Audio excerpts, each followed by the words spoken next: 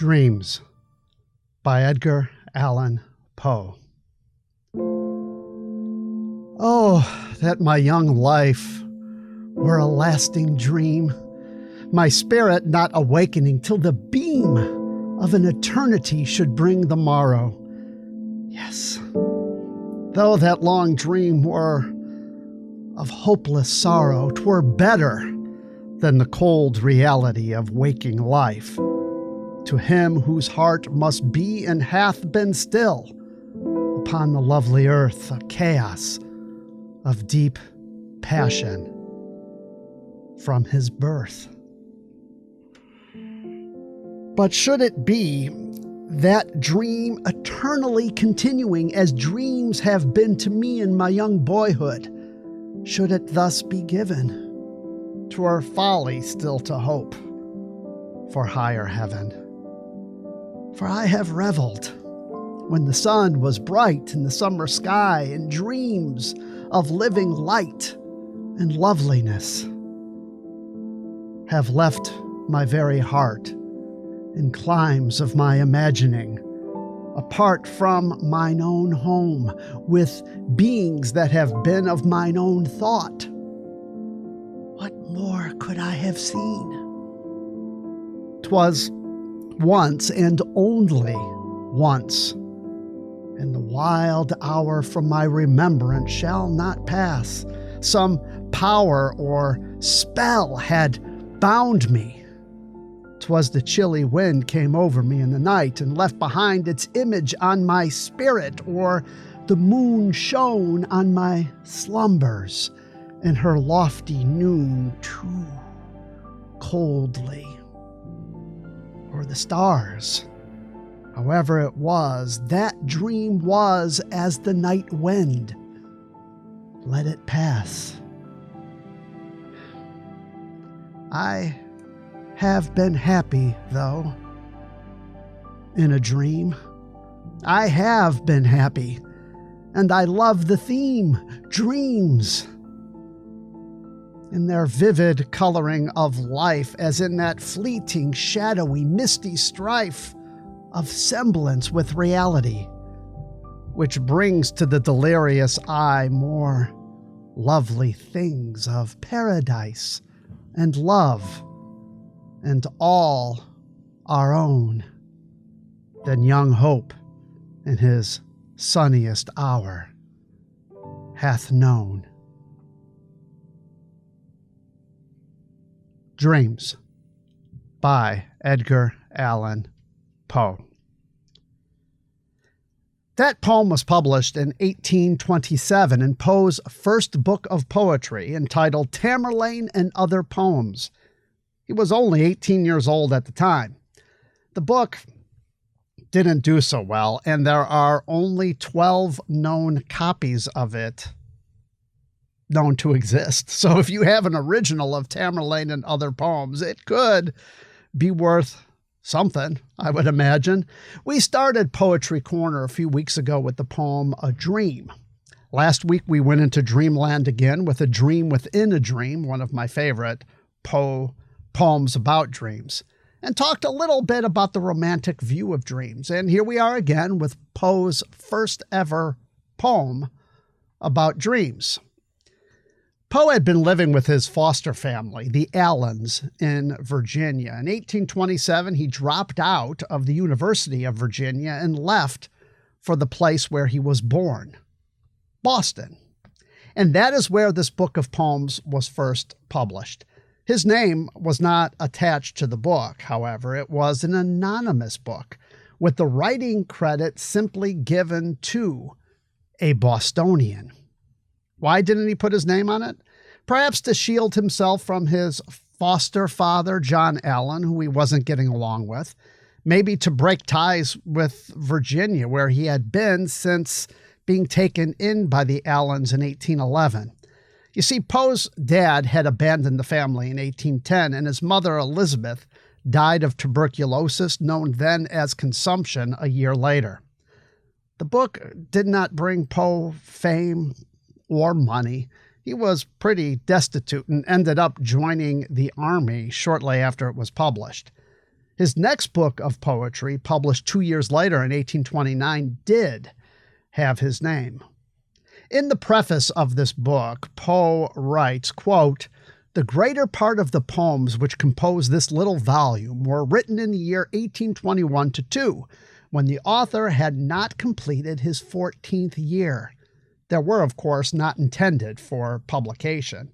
Why they are now published concerns no one but himself. Of the smaller pieces, very little needs to be said.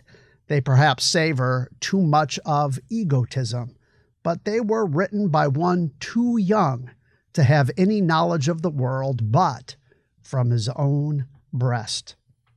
End quote.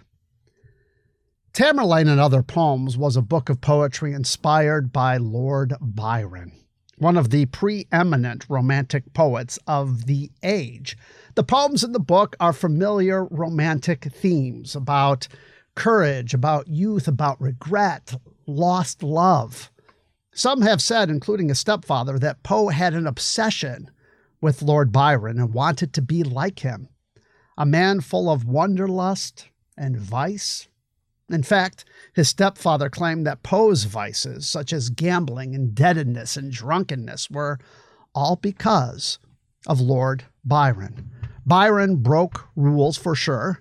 Byron died young, running off to Greece to fight in the War of Independence from the Ottoman Empire. He was only 36 years old when he died in 1824, and he had quite a reputation with many young people wanting to live a life like his. And Poe was one of those young people. Dreams were a subject often found among the Romantic poets and writers. The otherworldliness of life and the untrustworthiness of reality were themes found throughout the Romantic era. Byron wrote a rather long poem in 1816 called The Dream. He wrote it in the rented villa he had in Switzerland called Diodati. Mary and Percy Shelley visited that villa in 1816, and that is where Mary Shelley started writing Frankenstein. Undoubtedly, Poe had read everything that Byron had written, including The Dream. The first stanza of The Dream gets into the psychology of dreams that was popular among Romantic writers in the early 1800s. So let's take a look at one of Poe's inspirations. And here it is, the first stanza of The Dream by Lord Byron. Our life is twofold. Sleep hath its own world, a boundary between the things misnamed death and existence. Sleep hath its own world in a wide realm of wild reality, and dreams in their development have breath and tears and tortures and the touch of joy. They leave a weight upon our waking thoughts. They take a weight from off our waking toils. They do divide our being. They become a portion of ourselves as of our time and look like heralds of eternity. They pass like spirits of the past. They speak like sibyls of the future. They have power, the tyranny of pleasure and of pain. They make us what we were not, what they will, and shake us with the vision that's gone by, the dread of vanished shadows. Are they so? Is not the past all shadow? What are they? Creations of the mind? The mind can make substance and people planets of its own with beings brighter than have been, and give a breath to forms which can outlive all flesh. I would recall a vision which I dreamed, perchance in sleep, for in itself a thought, a slumbering thought, is capable of years and curdles a long life into 1 hour. The Dream by Lord Byron. I think it's kind of cool to link these artists, Poe and Byron, don't you? That is what art and literature is. It's poets and artists speaking to each other through space and time, or in this case, dreams. So that is all the time we have for this edition of Poetry Corner. Thanks for listening. You can subscribe to this podcast now on any podcast service. You could find all of the video versions on YouTube. Go to bellbookcamera.com for more information about the show and the links to where you can watch or subscribe. Thanks for listening. I am Bruce Janu. See you next time.